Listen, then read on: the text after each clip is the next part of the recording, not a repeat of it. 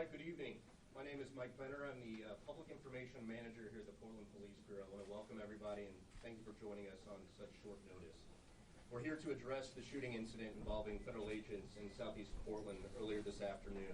We have a number of speakers, including Mayor Keith Wilson, Governor Tina Kotek, and many others who I will let introduce themselves as they come to the podium.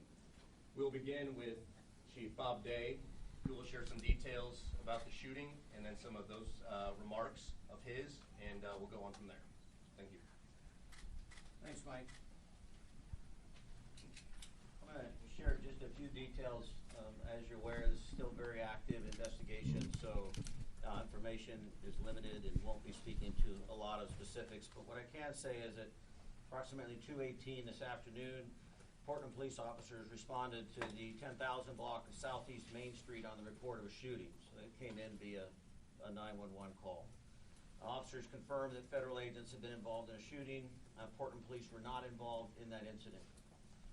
About 6 minutes later, at 2:24 p.m., officers received information, once again through dispatch, that a man who had been shot was calling and requesting help in the area of Northeast 146th and East Burnside.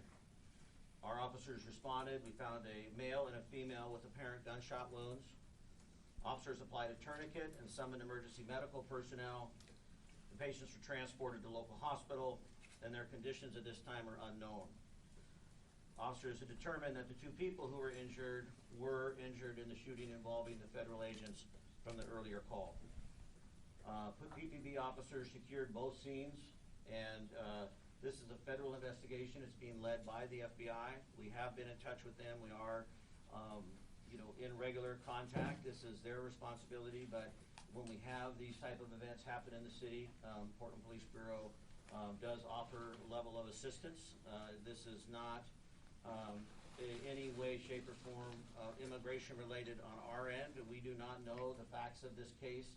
We are simply providing that traditional investigative support and perimeter support, which is minimal, but I do want to make it clear that we are out there, but we are not involved in immigration. And we at this time do not know if this is an immigration-related event.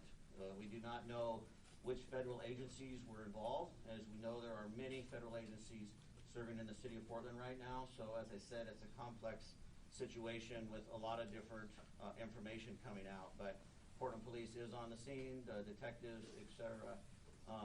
I want to say, that I'm saddened that we are here once again in a difficult, challenging, complex situation. But I'm also incredibly grateful for Portlanders. I'm grateful for the way that we have continued to show up over the past year, and we have certainly been tested.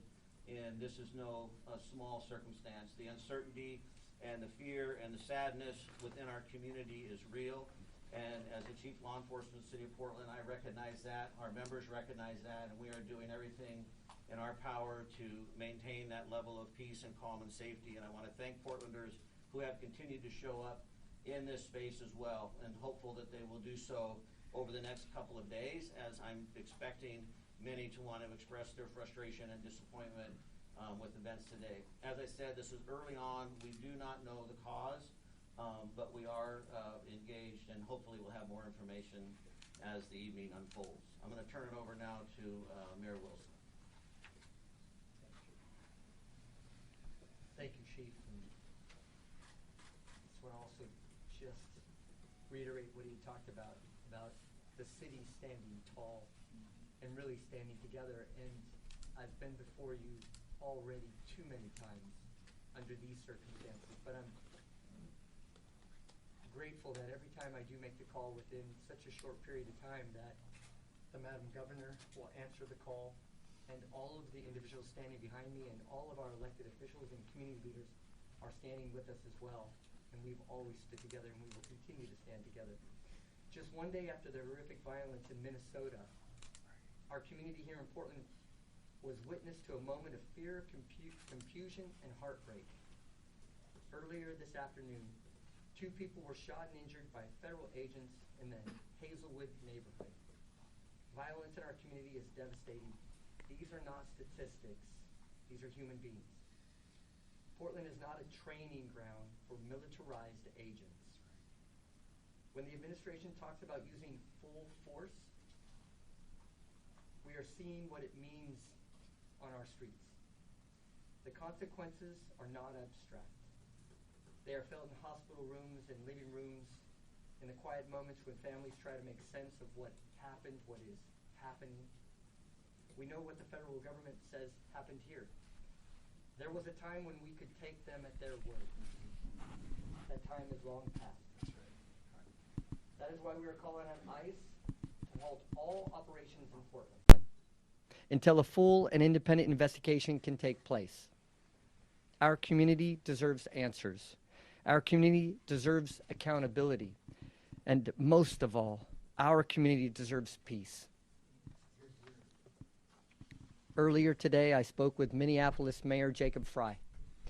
We shared not just our concerns, but our grief for the families who are suffering, and grief for the recklessness of our federal government.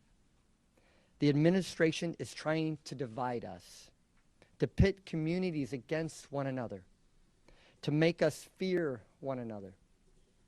Portland, this is a moment to hold each other close, to stand together, to remember that our strength has always come from community, compassion, and solidarity. Yesterday, Governor Walz made an appeal to all of us. Today, I want to say clearly that we stand with Minneapolis, we stand with Minnesota, we stand with Chicago, we stand with LA. We stand with every community that is hurting in our nation, every family that is afraid, every person who feels unseen or unheard. ICE agents and their Homeland Security leadership must fully be investigated and held responsible for the violence inflicted on the American people in Minnesota, in Portland, and in all the communities across America. The Federal Protective Service claims values such as service, integrity, honor, and vigilance. This is the moment to live those values, not behind masks, not through intimidation, but through transparency, accountability, and most of all, humanity. So thank you. I'd like to turn it over to the governor. Thank you, Mr. Mayor. Thank you, Chief Day. Good evening, Oregonians. We are standing here today united as a state, wanting peace and safety in our communities. We are all shaken and outraged by another terrible, unnecessary, violent event instigated by the reckless agenda of the Trump administration. This time in our own state, in our largest city, coming just one day after the tragedy in Minnesota. While the details of the incident remain limited, one thing is very clear. When a president endorses tearing families apart and attempts to govern through fear and hate rather than shared values, you foster an environment of lawlessness and recklessness. Trust is essential to maintaining community safety and the rule of law. Federal agents at the direction of the Department of Homeland Security are shattering trust. They are hurting people and they are destroying day by day what we hold dear. Our sense of safety and our literal safety are severely undermined by what happened this afternoon in Portland. I'm so thankful that no one died and more people weren't hurt. The Attorney General and other leaders have been clear about our concerns with the excessive use of force by federal agents in Portland. And today's incident only heightens the need for transparency and accountability. Oregonians deserve clear answers. And I am aligned with the mayor. The priority right now is a full, completed investigation, not more detentions. My message to the federal government is this: we demand transparency. We demand your cooperation with Portland Police and the Multnomah County DA, because we need to investigate this incident efficiently and effectively so we can rebuild trust with our nation's government. There are those who want to cause chaos, but Oregonians know how to stand up and speak out peacefully. We must remain united in peaceful opposition to efforts to tear our community apart. We must not turn against each other. We must stand neighbor to neighbor. We must not take the bait. And I want to end by saying I'm grateful to the first responders who have been managing this incident today here in Portland. And I stand and we stand united with Americans across our country and with Minneapolis and Minnesota in light of these very troubling events. Thank you. I'd now like to hand over the podium to Senator Casey Jama, Democratic leader in the Oregon Senate. Well, good afternoon or good evening, everyone. My name is Senator Casey Jama. I also serve as the Senate Majority Leader. I live Hazelwood neighborhood. The incident took place not that far where I live in my home. I'm raising my 2 children and live with my wife. I have a few messages, but let me start to say this one first. My prayer is to the families and those who are hurt, and I hope they will recover speedily. As I said, I have been in this country about 28 years and I'm a former refugee. I have never thought I will see this moment in the United States of America. This is a challenging time for us. My colleagues and I are working together to ensure that we address this issue at the state legislative level. We want to do as best as we can to protect the Oregonians who are fearful, who are scared, who are facing persecution under federal law. So we're going to introduce quite a number of bills that will be we're trying to minimize the impact of ICE in our community. I'm outraged and angry and frustrated, as many Oregonians are. Let me speak to Oregonians. I share your frustration. And immigrant refugee community, let me talk directly to them. I share your fear. I share your challenges that we're all facing. And I know that the struggle is real. Let me say this to the Oregonians. Oregonians are welcoming. State of Oregon is welcoming state.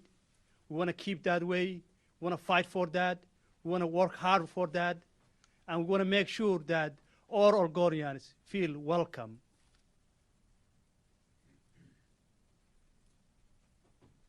Let me say to this to the federal agencies and the ICE.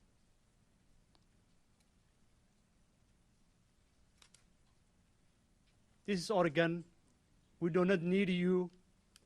You're not welcome. And you need to get the hell out of our community.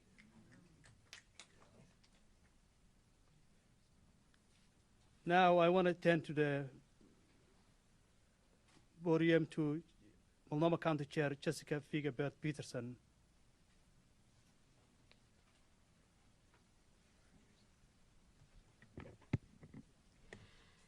Good evening, everyone.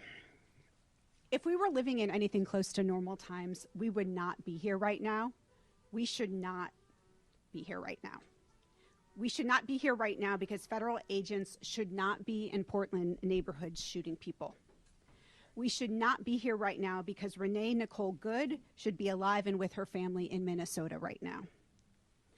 I want everyone to know that Multnomah County stands united in support of our immigrant and refugee neighbors and everyone opposing this injustice. I am proud to be joined tonight by Commissioner Moyer, Commissioner Edwards, and Commissioner Jones-Dixon. Enough is enough. The terror and violence ICE is causing in our neighborhoods must end now. At this moment, we don't know what precipitated the incident, the circumstances that led to the shooting, or the identities of people involved. The FBI will be leading the investigation, and they need to allow local law enforcement to participate, and they need to be transparent and accountable to local governments. We know that this news is incredibly alarming and upsetting. We know what happens today speaks to a fear that we have had since last fall when federal law enforcement and immigration agents first increased their presence in our community. Multnomah County will not stand by as federal governments attack our neighbors. Just this morning, our board unanimously voted to extend an emergency declaration in response to the ongoing harm of ICE activity, and we will keep showing up in every way that we can. During our vote, I shared that over the holidays, my office received a string of emails and calls from neighbors in the Brentwood-Darlington neighborhood who are asking for help to find 2 neighbors who were kidnapped by federal agents the day after Christmas. Both of these people are the primary breadwinners for their families, and their children attend the local elementary school. As a parent, my heart breaks for their families and the whole community that has been impacted by these cruel actions. Add to this the horrific murder of Renee Nicole Good in Minnesota, the dozens of lives that have been lost in ICE detention this year, and now a shooting here in Portland. And we can only conclude that this federal activity is a threat to our entire community and is a threat that is growing every day. In light of this, our community is calling on us to act, to deploy resources to support the families impacted by federal activity, and to do all that's in our power to ensure the safety of neighbors going forward. That's what the state of Oregon, Portland, and Multnomah County leaders have done and will continue to do as we respond to this crisis. That's what the people of Portland have done, representing the best of Portland to the whole nation as we continue to stand up for injustice. Thank you to all of you who have come out to protest the cruel and authoritarian actions of this administration while representing Portland's values. Keep showing up the way you have been. Keep raising your voices. Keep showing everyone who we are. Our neighbors and the literal crosshairs of this administration need your support now more than ever. Our solidarity is our strength. These are dark times. There's no getting around that. But I know that together we will persevere. Thank you. And now I would like to turn it over to Portland City Councilor Loretta Smith. Good evening.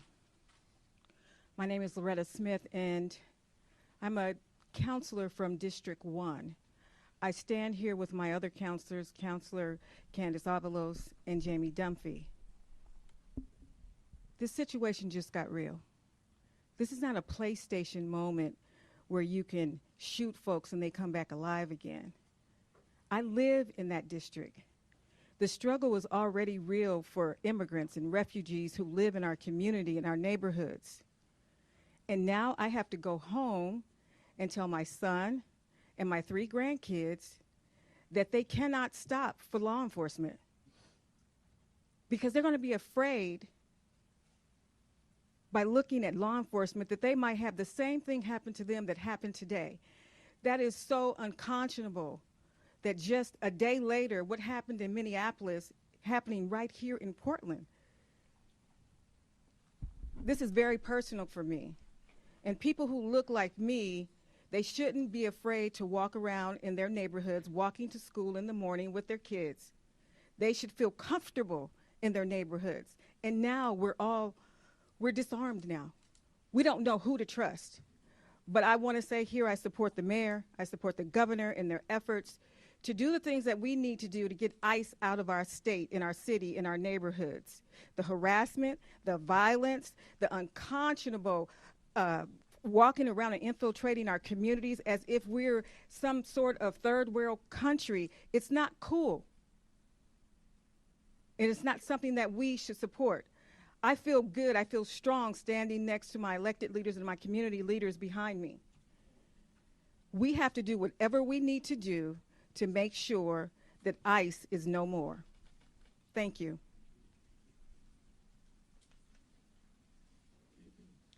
I'd like to introduce Latino Network and Tony DeFalco. Good evening. Tony DeFalco, Executive Director at Latino Network. We are hurting tonight in our community.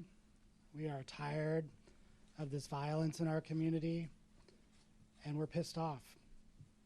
Just last week, we buried one of our young people from gun violence, not less than a mile from this site at 148th and Burnside.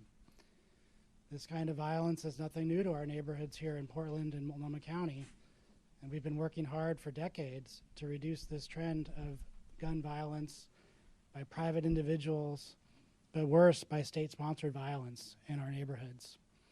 And for this to happen tonight, in many ways, is not a surprise to us. It has been perpetrated upon us for many, many decades as part of routine operations to balance power against our community. So tonight, we have a few calls to action.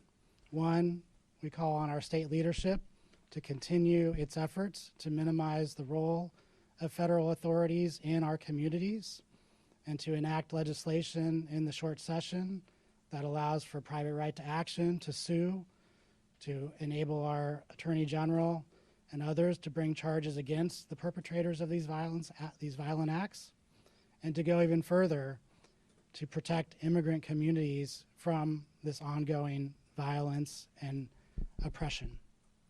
Two, we desperately need investment in our community. We are picking up the pieces. 2 weeks ago, 2 mothers were taken from their families. In our community, the mothers are the glue that holds everything together. And by targeting mothers, they are trying to rip away the fabric of our very community. The ability to take care of our young people, to take care of entire families, and to match up breadwinners, resources that are coming in with the ability to get kids to school, get kids into preschool, is absolutely devastating to us. And we are desperately trying to fill the gaps by providing wraparound supports to our communities in the form of rent eviction prevention, food, other necessary things coming from these violent acts of detention and now physical violence. Those resources are not coming from our state yet. We need those resources to come from our state immediately. And last, we are gathering tonight to mourn this act of violence at Legacy Emmanuel Hospital, and we're asking all those that are watching or reading tonight to join us to honor all of those that have been impacted by these violent acts by our federal agencies over the last several months, and to know that we cannot be ripped apart despite these intentions of our federal government. We will continue to hold each other close and continue to be the strong fabric that our entire city, county, and state need from our Latina community. Thank you. Next up, Pastors Hennessy and Knutson. I'm not going to choose.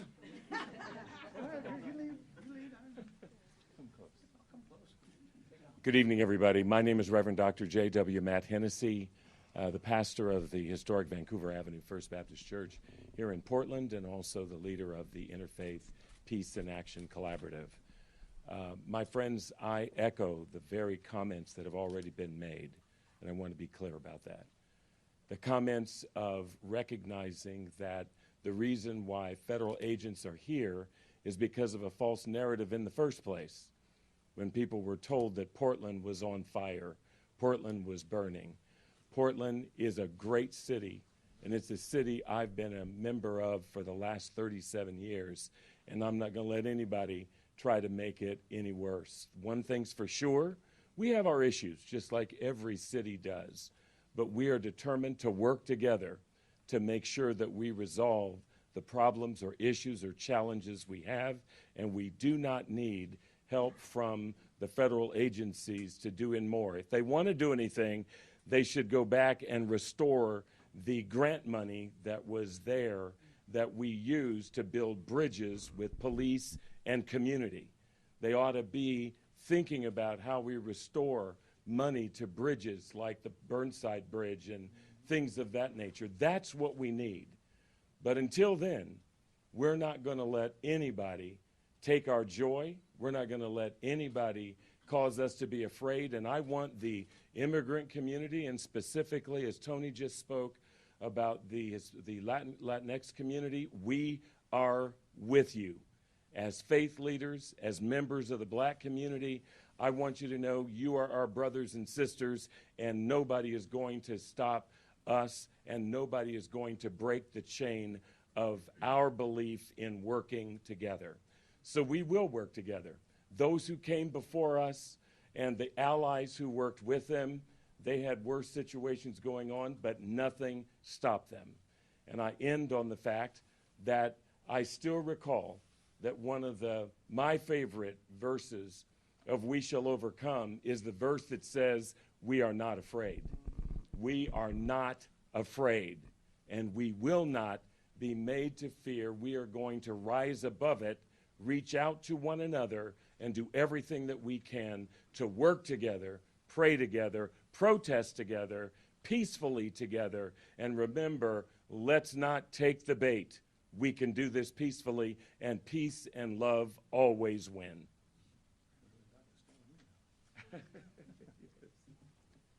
Thank you, Dr. Hennessy, and to the mayor and the governor, thanks for your leadership and all the elected leaders, Chief Day, and all our friends, Tony and the rest.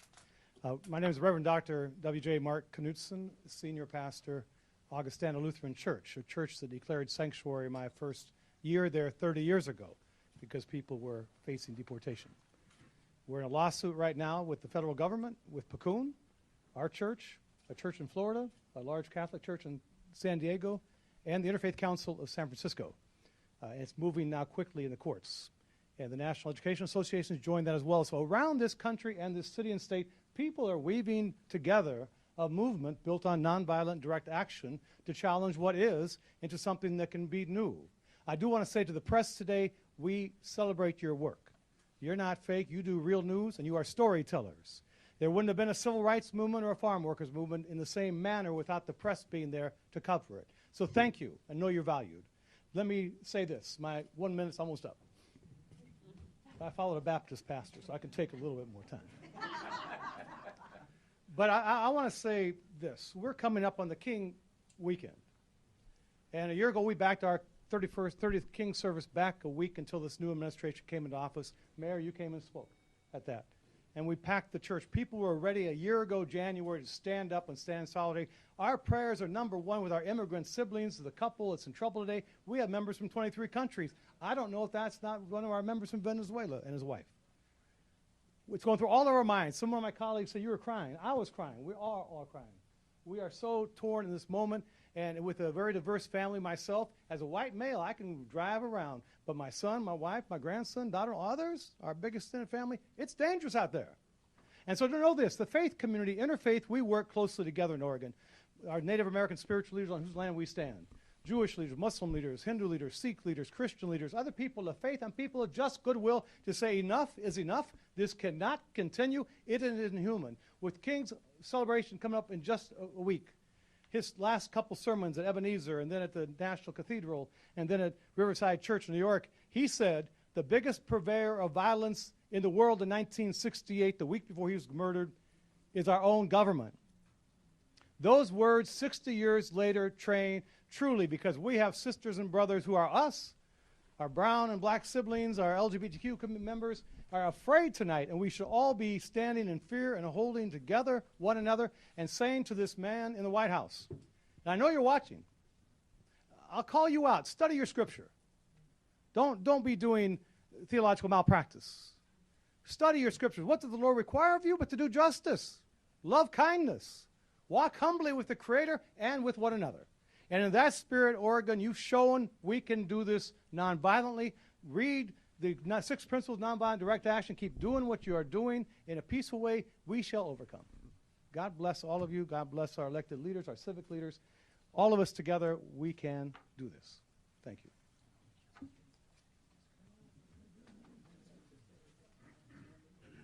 I'd like to call up Jessica Maravilla with the ACLU.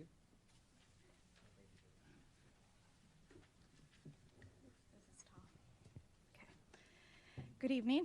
My name is Jessica Maravilla, and I'm the Policy Director for the ACLU of Oregon. We're an organization dedicated to protecting civil liberties and civil rights, and a core part of our work is defending immigrant and refugee rights. As you heard today, less than 24 hours after Renee Nicole Good was shot and killed by ICE in Minneapolis, 2 people in our communities were shot by ICE here in Portland. Our hearts are with those who were injured, their families, and with everyone carrying fear tonight, because this is not an isolated incident. This is a continuation of ICE harming our communities. While there is still much we don't know, we do know this. People are in the hospital tonight because of the actions taken by our federal government, funded by our tax dollars. And this did not happen in isolation. For months, federal immigration agencies have operated with impunity, deploying heavily armed agents into American communities, smashing car windows, dragging people from their vehicles, tear gassing peaceful protesters, and terrorizing neighborhoods. This is what it looks like when a government brings a war posture into everyday life, into streets, into sidewalks, in communities where people are supposed to be safe. Si sienten rabia, no están exagerando. Esta no es seguridad. No es seguridad pública. Es intimidación como política. Everyone deserves dignity. People deserve to go to work, to take their kids to school, to go to medical appointments, to live their everyday lives and stand in solidarity with neighbors being harmed, without fear of being detained, harmed, or killed by the federal government. Nadie debería vivir con miedo simplemente por existir. No human being is collateral damage. Renee Good and the 2 community members shot today are human beings.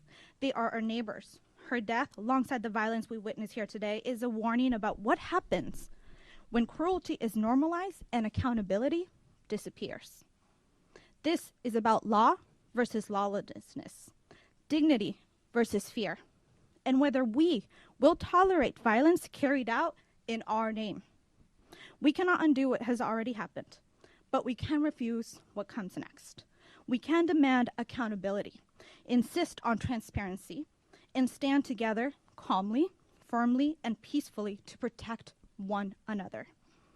La verdadera seguridad nace de la comunidad, del respeto y de los derechos humanos. Y eso es lo que seguiremos defendiendo juntos. We are working with our state elected leaders to advance legislation next month, and we want to demand more transparency, meaningful accountability, because public safety must never come at the expense of human rights. As our community is now saying, enough is enough. Not a slogan, as a practice. Thank you.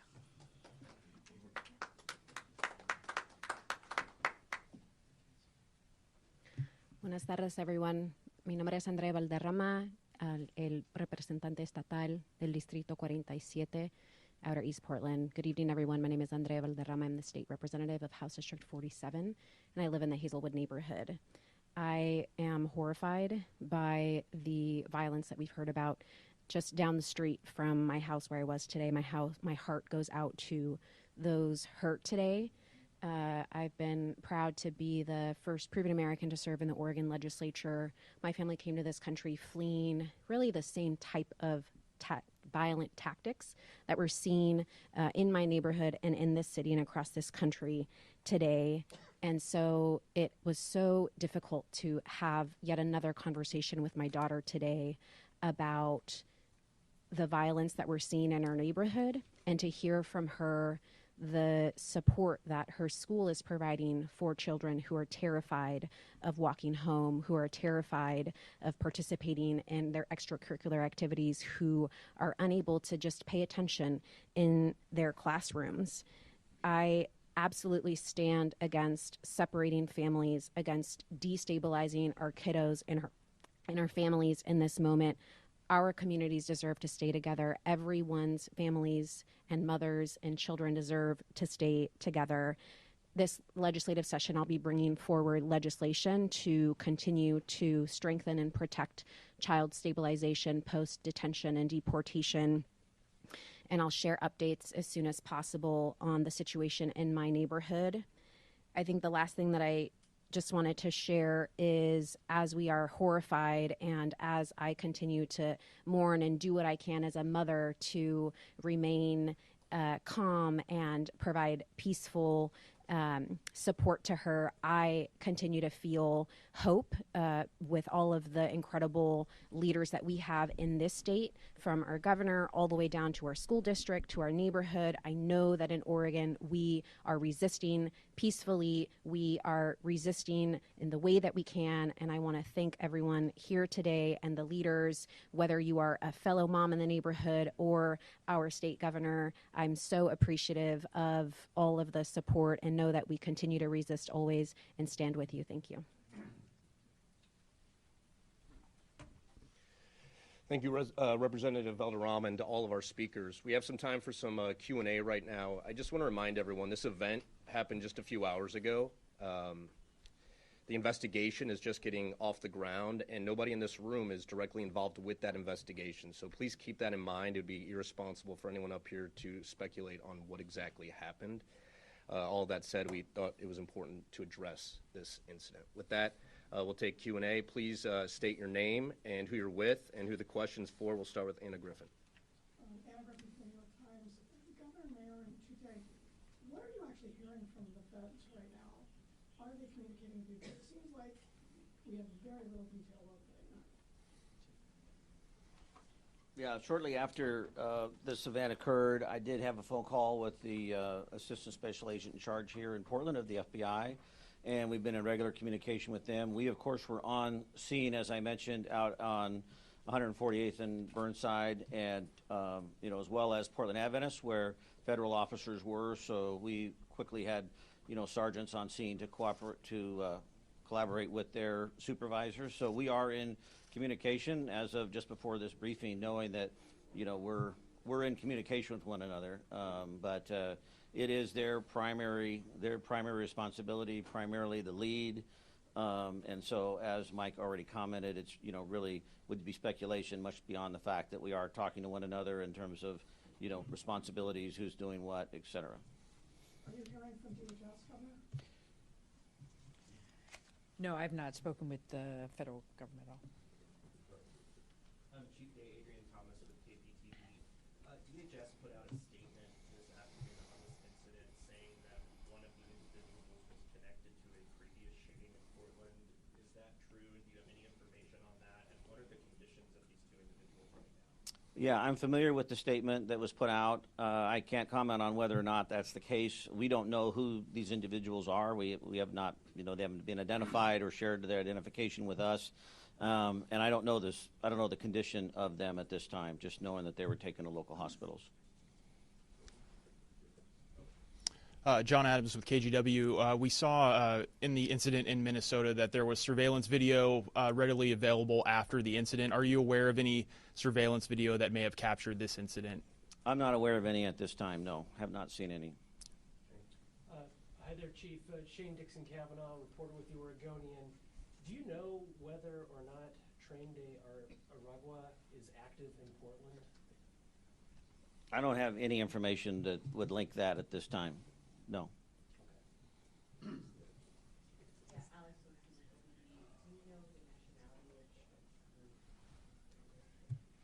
No, I've heard a lot of different comments. I don't want to comment on that. I can't be specific. I've heard different references, and I might be confusing some of that information. So, no, I don't have that specifically.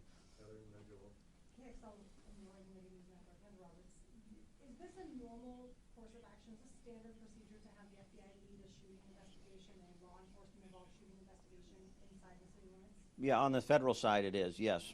And I've been clear since we started down this road, in January of last year, that we've continued to keep open lines of communication with our federal partners, for, unfortunately, even moments like this. But on a local level, we value the ability to be able to pick up the phone, to call one another, to try and figure it out, understanding there's limitations, as we have tried to work through over the last year. And so we are present in a role that's supportive of trying to make sure that this is done equitably and accurately, safely, but they are the primary lead on it. Well, that was the 2016. My question is, federal statements suggest that this vehicle was allegedly weaponized against agents. Do your officers have any evidence to suggest that claim is true or to justify the use of deadly force? Okay, the question was whether or not there's been any evidence to support a statement that was made that the vehicle was weaponized in this event, correct? Is that the question? And we don't have any information on that. As I mentioned, we responded after the fact to both the shooting scene. Once we were at the shooting scene, the vehicle was already gone, because then 6 or 7 minutes later, we responded to where the victims had called 911. So we don't have any firsthand information. On the ground, though? Excuse me?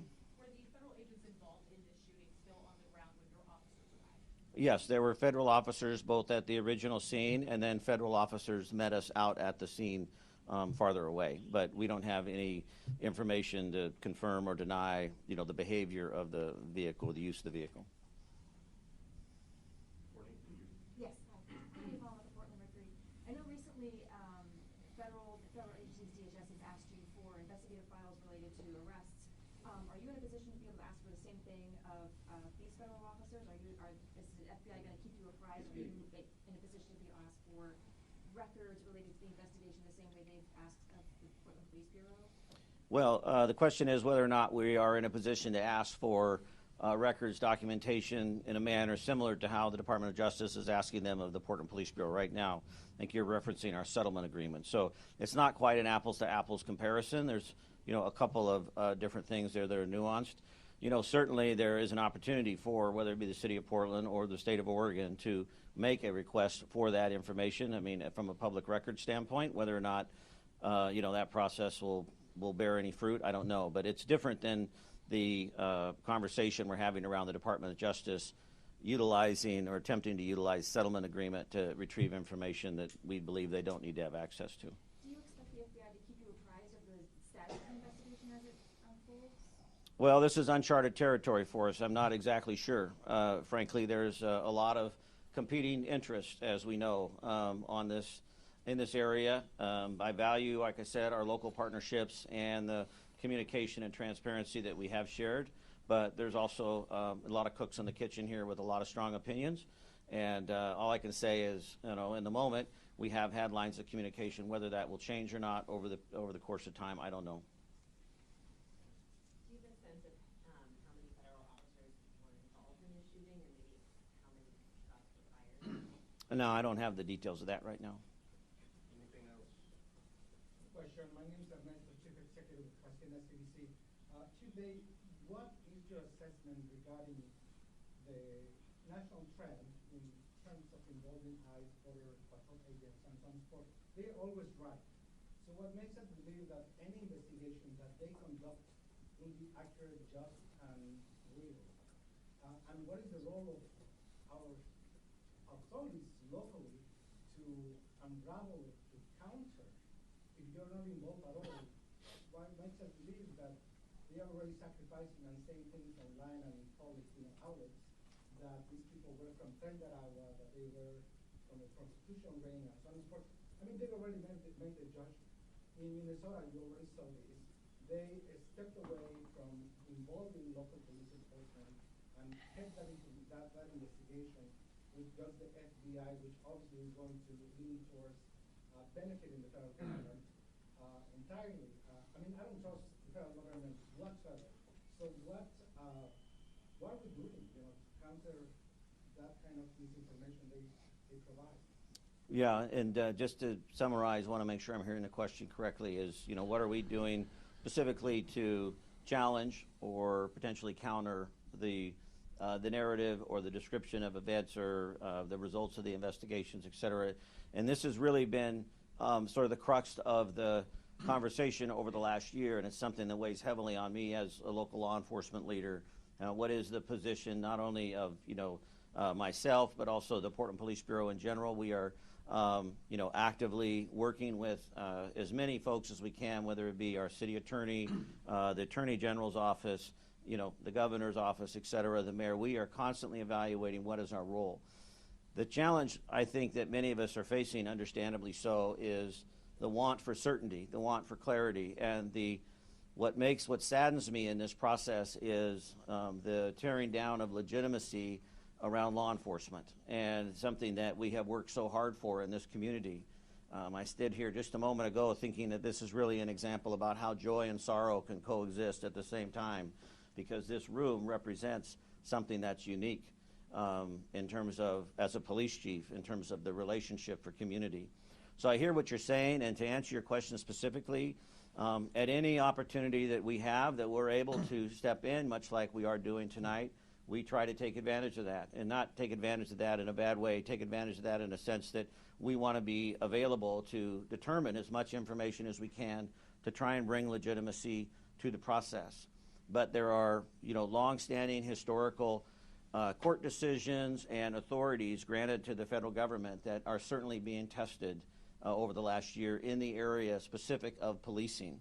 And we rely upon, the counsel of, others, attorneys, and the rulings from judges. We saw this in the court case that we had with the National Guard. You had 3 Portland police commanders testify. We were the only ones who testified on behalf of the city of Portland. It was 3 Portland police leaders over the course of 2 days, which the judge agreed with to prevent the National Guard from being deployed in Portland. And that was based upon the work we had been doing in terms of gathering information, staying true to the rule of law, being factual in our reporting. So the best that I can offer, and I know this is hollow and not enough, but the best that I can offer is that Portland Police Bureau will continue to adhere to the rule of law. We will continue to document. We will continue to be engaged.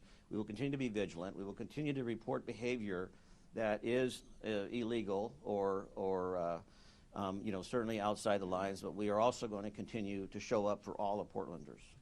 We have time for one more. John Rudolph, Reuters. A brief question. Homeland Security put out a tweet on X a couple of hours ago alleging a whole array of facts about the shooting. Have you seen that? Yes, I have, but I have no information to verify the validity or accuracy of it. Fine, thank you. Last question. Natalie Fertig with Politico. My question is for the governor. I know you've spoken to the president in the past, sometimes when there's been situations sort of similar to this. Have you reached out to the White House? Are you trying to have a conversation with him about this? Well, this is a fast-moving situation just from this afternoon. I have not spoken to anyone in the administration, but I have been in contact with Governor Walz in Minnesota. And I just want to reiterate that we in Oregon are shocked and saddened by what happened in Minneapolis, and that Americans across the country, including governors, are standing together to say we need something to change from the federal government. There's always a moment that things can be better and different. Maybe this will be that moment where we actually have partnership with our federal government to understand the facts, get to the bottom of this, and stop the violence in our communities. And I know that governors around the country believe that. Thank you. Thanks, Mike. All right, thank you to all of our speakers. Thank you for being here again on such short notice. At this point, I do not anticipate another briefing or news conference this evening, but I know my team and the communications team for the city is engaged and will be throughout the coming hours and days, so be on the lookout for communication from our teams. With that, thank you for being here and have a safe evening.